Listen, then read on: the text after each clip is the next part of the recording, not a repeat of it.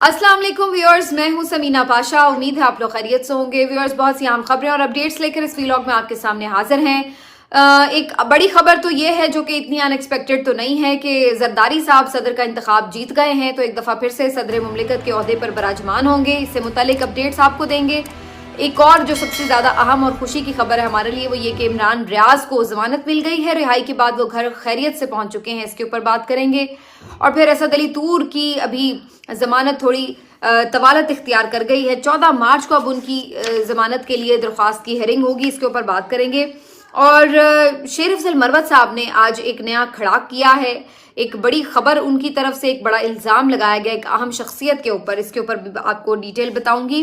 और शानदाना गुलजार साहिबा को एक दफ़ा फिर से नोटिस आ गए हैं FIA के, और ये नोटिस के सिलसिले में है। अब इसकी कहानी आपके साथ शेयर करेंगे। आपसे रिक्वेस्ट है कि चैनल को सब्सक्राइब कर लें अगर अभी तक सब्सक्राइब नहीं किया। तो सबसे पहले जी सदर के इंतखाब की बात हो जाए।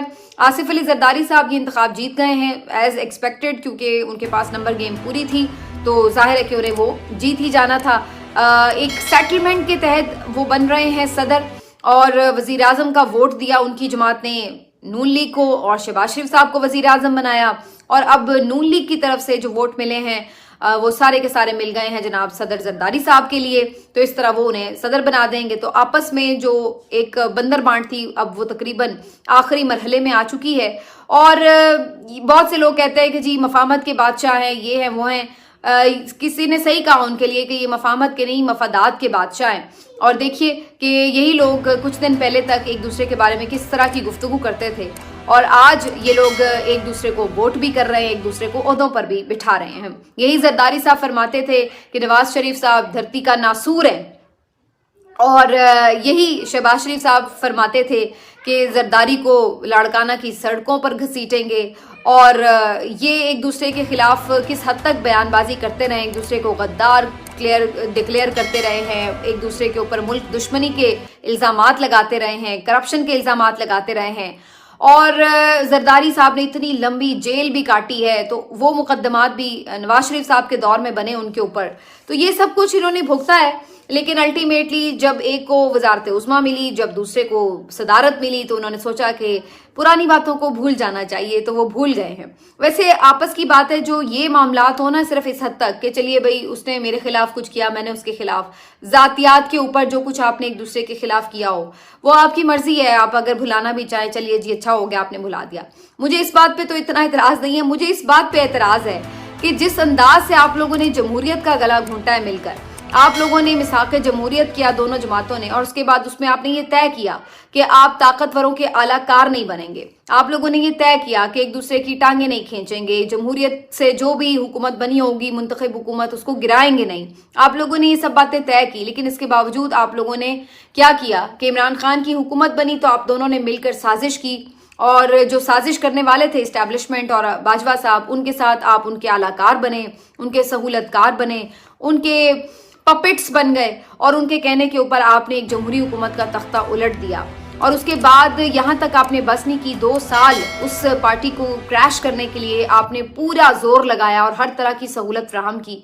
और उसके साथ साथ तीसरा जो अब आपने उससे ज्यादा, इन दोनों बातों से ज्यादा बड़ा काम किया, वो ये कि जाली मैंडेट के ऊपर हुकूमतें बनाई और मफादात का सौदा करके आप लोगों ने अवाम का सौदा किया, अवाम के साथ गद्दारी की। ये आपका ज्यादा बड़ा कसूर है।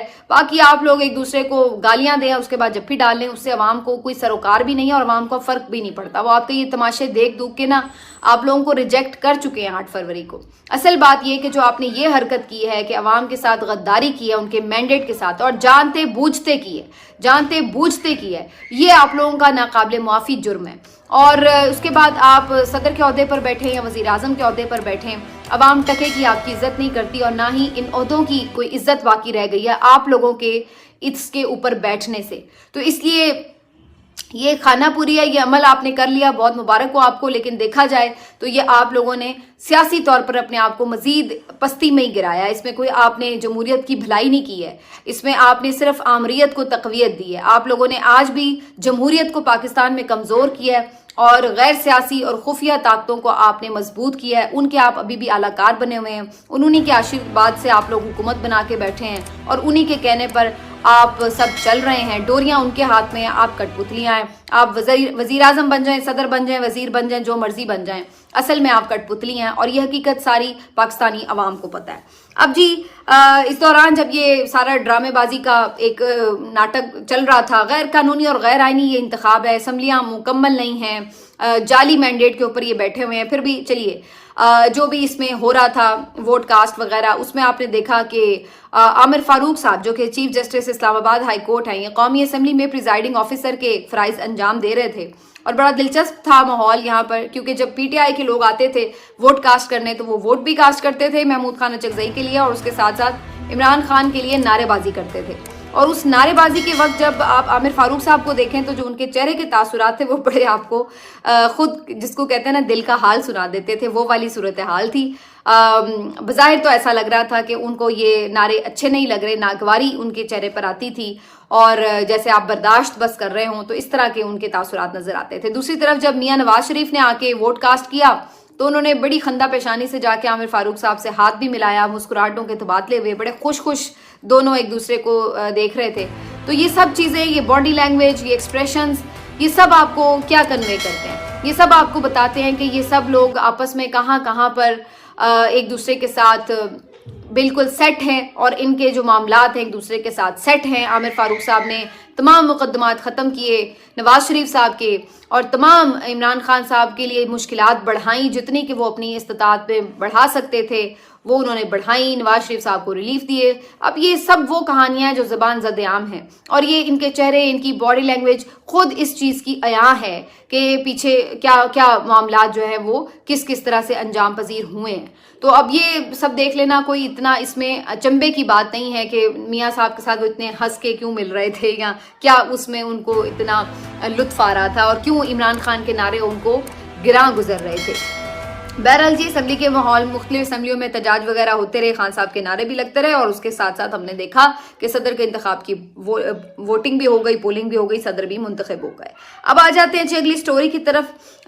پہلے تھوڑا سا میں صرف ایک ذکر کر دوں کہ صدر زرداری جب پہلی دفعہ صدر بنے تھے تو اس وقت ایک فرق یہ تھا کہ انہوں نے ایک اپنے جو عہدے کے اختیارات تھے اس کو کم کر کے پارلیمان کو منتقل کیا تھا، جو کہ ان کی طرف سے ایک اچھی میں سمجھتی ہوں کہ تجویز بھی تھی، اور پھر اس پہ انہوں نے عمل درآمد بھی کیا، تو یہ ایک بہترین چیز تھی۔ لیکن یہ انہوں نے خیر اس وقت ہی کیا جب اپنی پیپلز پارٹی کی ان کی حکومت تھی، تو یعنی آپ نے اختیارات منتقل کر کے اپنے ہی نمائندوں کو دیے بیسکلی، لیکن بہرحال جمہوریت کے لیے یہ اچھا ہے کہ اختیارات جو ہیں وہ نیچے تک منتقل ہوں۔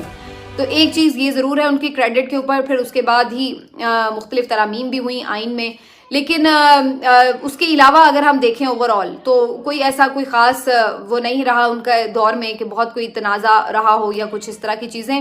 البتہ اب جس ماحول میں وہ آ رہے ہیں بڑا اہم ہوگا ان کا صدر کے اندر بیٹھے ہونا، ایوان صدر میں بیٹھے ہونا، کیونکہ ایک طرف ہم دیکھ رہے ہیں کہ ملک میں اس وقت کشیدگی ہے، تو کیا جو بہت سے لوگ یہ بات کرتے ہیں کہ جی پی ٹی آئی کو بھی مفاہمت کے اندر لے کے آنا چاہیے، تو اس سلسلے میں کیا وہ ان سے بات کریں گے؟ صدر کی حیثیت سے ان کا کیا کردار ہو سکتا ہے؟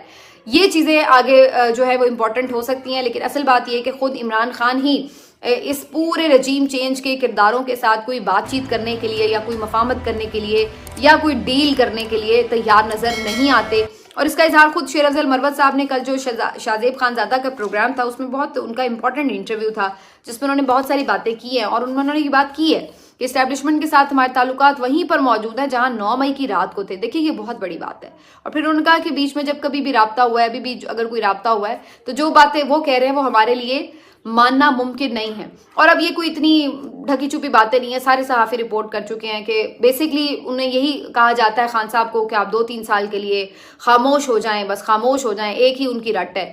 اور خان صاحب اس طرح کی چیز کو، اس طرح کے جعلی الیکشن کو، اس طرح کی جعلی حکومت کو ایکسیپٹ کرنے کے لیے اور عوام کے ساتھ جو مینڈیٹ چوری کر کے غداری کی گئی ہے اس کو ایکسیپٹ کرنے کے لیے تیار دکھائی نہیں دیتے، وہ اس پہ بالکل زیرو اپنی جو ہے لچک کا مظاہرہ کرتے ہیں۔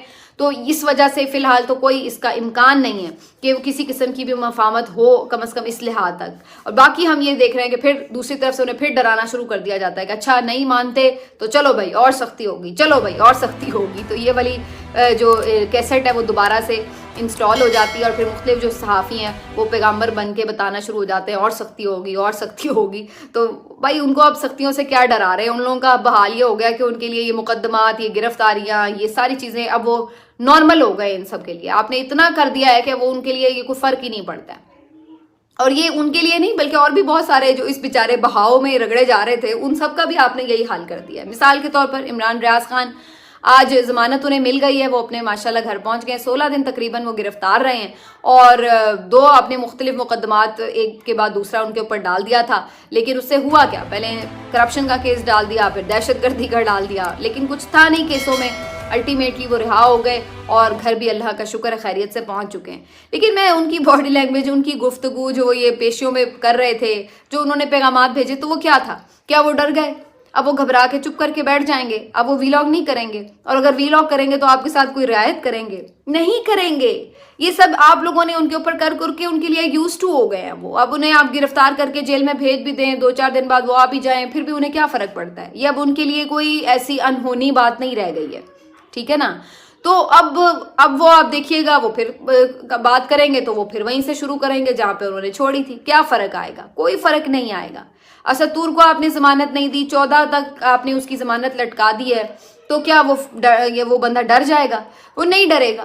वो अभी कल इतनी बदतमीजी से उसके जिस तरह से घुसेड़ घुसाड़ के सर को दबा के अंदर घुसाया गाड़ी में, तौहीन की, वो बात वही कर रहा था जो वो करता था। उसने कहा मैं वही बोलता हूँ जो मैं देखता हूँ और जो मैं देखने का आदी हूँ, मैं इस शहर का सबसे बड़ा फसादी हूँ। फिर उसने थैंक यू चीफ जस्टिस साहब फिर एक से कह दिया। तो आप लोग क्या इनका बदल लेंगे? ये सरफिरे लोग हैं और इनके नजरिए इनकी जिंदगी के साथ इस तरह से जुड़ चुके हैं कि इनको अलहदा नहीं किया जा सकता। तो आप अपना सर फोड़ फोड़ के सिर्फ अपने आप को नुकसान पहुंचाते हैं, अपना और इमेज खराब करते हैं जो कि पहले ही बेहद खराब हो चुका है। तो इन लोगों को तो इससे, अगर आप ये कहें कि जी आप ये डरार धमका के केस करके उन्हें हटा लेंगे, तो वो तो नहीं हट रहे, वो तो वही बात कर रहे हैं जो वो पहले बात कर रहे थे। तो ये बहरहाल एक रिलीफ है उनकी फैमिली के लिए। यकीनन फैमिली वाले तो बहरहाल परेशान होते ही हैं। तो इमरान रियाज भाई घर आ गए अल्हम्दुलिल्लाह। इसी तरह का एक नोटिस शानदाना गुलजार साहिबा को भी सर्व कर दिया गया। अब अगैन ये वही बात है फिर कि भाई वो भी खातून, जेल भी काट आई, सारा कुछ उसने भी मुकदमात भुगत लिए, अब उसको आपके नोटिस से, आपके मुकदमे से क्या फर्क पड़ा है? और शानदाना गुलजार साहिबा पे इस दफा जो केस बनाया गया है, अव्वल तो ये कहा गया था कि जी रियासती इदारों के खिलाफ उन्होंने बात की है, लेकिन अज़मा बुखारी साहिबा ने ये कहा है कि जी उन्होंने मरियम नवाज के ऊपर जो इल्ज़ाम लगाया उसकी वजह से उन्हें नोटिस भिजवाया गया। तो अब ये पता नहीं है कि क्या मरियम नवाज भी अपने आप में कोई, उनकी ज़ात भी इदारा बन चुकी है कि जी उनको भी कोई कुछ नहीं कह सकता, और अगर उनको कोई कुछ कह रहा है तो दैट मीन्स कि वो इदारे पर इल्ज़ाम लगा रहा है। तो वो एक अजीब सी बात लगी। लेकिन कहानी ये है कि शानदाना गुलजार साहिबा ने ये बात की कि जी जिले शाह जो उनका एक वर्कर था, आपको मालूम है मजजूब सा वर्कर था बेचारा, और उसकी जिस तरह से डेथ हुई थी, उसका इल्ज़ाम जो था वो पुलिस कस्टडी में था जब उसकी डेथ हुई है। तो ये बनाया गया इल्ज़ाम कि जी इसको खुद पीटीआई के किसी ओहदेदार ने गाड़ी के नीचे कुचल दिया और उसकी वजह से उसकी डेथ हो गई, और उसका मुकदमा भी इवन इमरान खान साहब के ऊपर डाल दिया था। खैर वो जो मामला है, पीटीआई का मौक़िफ़ ये था कि पुलिस कस्टडी में टॉर्चर के साथ उसकी डेथ हुई है। और उसके बाद एक मरियम नवाज साहिबा की एक ऑडियो लीक थी, उसके हवाले से शानदाना गुलजार साहिबा ने ये कहीं बात की कि मरियम की जो ऑडियो है उससे तो ये तासुर मिलता है कि भाई इन लोगों ने इसको मरवाया है जिले शाह को, तो इसके ऊपर बिल्कुल इन्वेस्टिगेशन होनी चाहिए क्योंकि ऑडियो है उसकी मौजूद है। अब इस बात के ऊपर जो है वो एक ने नोटिस भेज दिया गया कि जी आपने ये इल्ज़ाम लगाया है और आपने रियासती इदारों के ऊपर, अब मुझे ये समझ नहीं आई कि इसमें रियासती इदारे के ऊपर कौन सी बात हुई है। पता नहीं पुलिस की बात की है उन्होंने कि जी पुलिस की कस्टडी में चूंकि ऐसा हुआ है। अब वो जो ऑडियो अगर आप सुने वो पहले भी वैसे आ चुकी है, अब दोबारा एक दो दिन पहले से वायरल हुई थी, जिसमें वो मरियम नवाज साहिबा मुबैना तौर पर ये बात कर रही है शायद शहबाज शरीफ साहब से कि भाई ये जो वर्कर का कत्ल हुआ है इसको यूं कहना चाहिए ना कि ये इनके अपने जो अहदेदार है उसकी गाड़ी के नीचे आके हुआ है और इसका एंगल ये होना चाहिए। तो इस तरह से करके जैसे आप एक एंगल के ऊपर बात कर रहे हैं, तो उससे तासुर की जो है वो बात करी थी शानदाना गुलजार साहिबा। अब ये हो भी सकता है कि इसका ये तासुर लिया जाए, और ये आम तौर पर इसका भी इम्कान मौजूद है कि आप ये तासुर ना भी ले सकें इस गुफ्तगू से। कम अज़ कम मैं ये नहीं कह रही कि मरियम नवाज ने नहीं किया, मैं ये भी नहीं कह रही कि उन्होंने किया, लेकिन मैं ये कह रही हूँ कि इस गुफ्तगू के दोनों तासुर हो सकते हैं। ये भी हो सकता है कि जब कोई इवेंट होता है तो आप डिस्कस कर रहे होते हैं कि हमने इसके ऊपर क्या नैरेटिव लेना है, तो हमारा नैरेटिव इस तरह का होना चाहिए, तो ये आप डिस्कस कर भी रहे होते हैं। हो सकता है इसी तरह की कोई प्लानिंग कर रही हो मरियम नवाज के भाई इसके ऊपर हमारी पार्टी का जो मौक़िफ़ है वो ये होना चाहिए। تو اب واللہ عالم کہ یہ کس کے پیچھے کس طرح سے یہ واقعہ ہوا ہے، یا واقعی پولیس کسٹڈی میں اگر یہ ٹارچر ہوا ہے، کیونکہ جو اس وقت پوسٹ مارٹم رپورٹ آئی تھی وہ تو یہی بتا رہی تھی کہ تشدد تو ہوا تھا اس کے اوپر، اور اس پوسٹ مارٹم رپورٹ کو پھر بعد میں غائب بھی کر دیا گیا، وہ کیا اس کے آگے کیس بھی نہیں بڑھا، اور پھر اس کے اوپر زیادہ انویسٹیگیشن بھی نہیں ہوئی، اور بعد میں جو ان کی فیملی تھی اس ضلع شاہ کی، اس کو بھی ہراساں کر کے اسی قسم کے بیانات دلوا لیے گئے کہ جی پی ٹی آئی کے خلاف وہ دے دے بیانات. تو یہ ساری سٹوری تھی 1 سال پہلے کی. کل اس کی بیچارے کی برسی تھی، لیکن انصاف اس کو بھی آج تک نہیں مل سکا. اب اس کیس میں شاندانہ صاحبہ کو نوٹس ہو گیا ہے کہ جی آپ نے مریم نواز کے اوپر یہ کر دیا وہ کر دیا. تو اب وہ بھی خیر تیار بیٹھی ہیں، انہوں نے کہا اچھی بات ہے کر لیں آپ نوٹس، لیکن آپ اندازہ لگائیں کہ آپ کس طرح اب یہ پاور کو یوز کریں گے اپنے مخالفین کے خلاف، جو بڑے باتیں بہت کرتے تھے کہ جی ہمارے خلاف بڑی عمران خان نے کوئی ایسی انتقامی کارروائیاں کی کہ بس حد ہو گئی ہو گیا. اور اب ان کا حال اپنا دیکھ لیں کہ ایک بیانات کے اوپر بھی جو ہے یہ لوگ اس طریقے سے کر رہے ہیں. دوسری طرف شیر افضل مروت صاحب نے اس سے بھی بڑا بم پھوڑا ہے، اور انہوں نے یہ انکشاف کیا ہے کہ مریم نواز صاحبہ کے ایما پر انہیں قتل کرنے کے لیے باقاعدہ ایک ٹیم کو ٹاسک دے دیا گیا ہے، اور جس کو عام زبان میں کہتے ہیں سپاری بھی دے دی گئی ہے. یعنی جو آپ ٹارگٹ کلر ہائر کرتے ہیں کرائے کے قاتل، اور ان کا یہ کہنا ہے کہ مبینہ طور پر یہ جنوبی افریقہ سے بھی اس کے لنک ملے ہیں، وہاں سے کہیں سے معاملات شاید طے کیے گئے ہیں.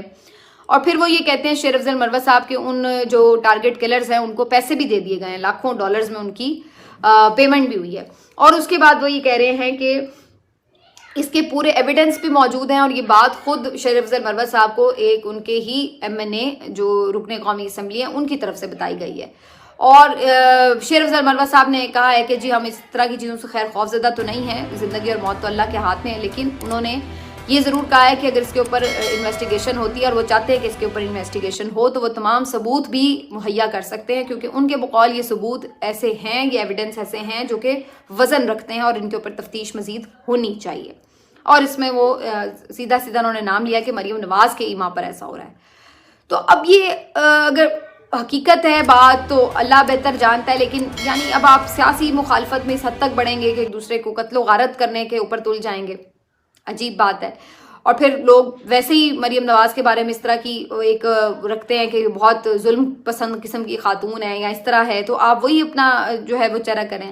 لیکن اگر یہ الزام غلط ہیں تو میرا خیال ہے کہ اس کے اوپر مریم نواز صاحبہ کو یقینی طور پر انویسٹیگیشن کروانی چاہیے. جب انویسٹیگیشن ہوگی تو خود بخود ہی پتہ چل جائے گا کہ کون سچ کہہ رہا ہے اور کون جھوٹ کہہ رہا ہے. اگر تو شیر افضل مروت صاحب غلط کہہ رہے ہیں، جھوٹ کہہ رہے ہیں، الزام صحیح نہیں ہے، تو پھر اس کے اوپر ان کے خلاف بھی کارروائی ہونی چاہیے کہ وہ اتنا بڑا الزام آ کر مریم نواز کے اوپر کیوں لگا رہے ہیں. اور اگر ان کا الزام درست ہے تو پھر آپ دیکھ لیں کہ پھر مریم نواز کے ساتھ کیا ہونا چاہیے. تو اب یہ الزام انہوں نے لگایا تو اب اس سے جان تو نہیں چھوٹے گی، اس سے ضروری تو یہ ہے کہ اس کے اوپر پھر انویسٹیگیشن ہو. لیکن یہ معاملہ پھر جائے گا کہاں؟ بہت سارے لوگ یہ آج کل بات کرتے ہیں کہ جی بات چیت مفاہمت یہ وہ، یعنی جہاں پر اس لیول کی چیزیں ہو رہی ہیں، ایک دوسرے کے اوپر الزامات لگ رہے ہیں، وہاں پر کیا بات چیت ہوگی؟ یہاں تو ایک دوسرے کو دیکھ کر کوئی راضی نہیں ہے، ایک دوسرے کی زندگی لینے کی اگر کوشش کی بات ہو رہی ہے تو پھر کیا باقی رہ جاتا ہے؟ تو شیر افضل مروت صاحب جو ہیں وہ دبنگ آدمی ہیں، کھل کے بات کرتے ہیں، اور انہوں نے مریم نواز پہ بھی تنقید کی ہے بہت دفعہ. اور اب یہ ایک بہت بڑا الزام ہے بہرحال جو ان کی طرف سے لگایا گیا، اور وہ یہ کلیم کر رہے ہیں کہ یہ صرف الزام نہیں ہے، ان کے پاس خاطر خواہ قسم کے ایویڈنس موجود ہیں. اور یہ یاد رہے کہ شیر افضل مروت صاحب ایک خود بھی بہت پڑھے لکھے لائر ہیں، ہائیلی کوالیفائڈ ہیں، انٹرنیشنلی کوالیفائڈ ہیں، اور جج بھی رہ چکے ہیں. تو انہیں قانونی معاملات کا اتنا یہ تو نہیں آپ کہہ سکتے کہ پتہ نہیں ہے کہ ایویں چھوٹی موٹی چیز کے اوپر وہ اتنی بڑی بات کہہ دیں. تو یہ دیکھنا ضروری ہے کہ اگر وہ یہ کلیم کر رہے ہیں کہ ان کے پاس قابل قبول یا پھر کافی حد تک سالڈ قسم کی ایویڈنس ہیں، تو پھر اس بات کو اس طرح کیا رد کیا جائے گا، اس کو اگنور کیا جا سکتا ہے. یہ میرا خیال ہے کہ اس پہ شیر افضل مروت صاحب کو بھی چاہیے تھا کہ پھر اگر ان کے پاس ایسے ایویڈنس ہیں تو وہ پھر خود ہی کوئی مقدمے کی استدعا کریں، درخواست ڈالیں اس کے اوپر کہ جی یہ میرے پاس ہیں اور کوئی مجھے اقدام قتل کے لیے کا جو ہے اس کے اوپر دفعات لگائی جا سکتی ہیں. ویسے تو جو اس وقت پورا سسٹم ہے جس طرح نیچے لگا ہوا ہے اور جس طریقے سے ظاہر ہے انڈیپینڈنٹلی کام تو نہیں کر رہا، تو اس سے ہم امید تو نہیں کر سکتے کہ آپ مریم نواز کے خلاف مقدمے کی درخواست لے کے جائیں اور کوئی درج ہی کر لے گا.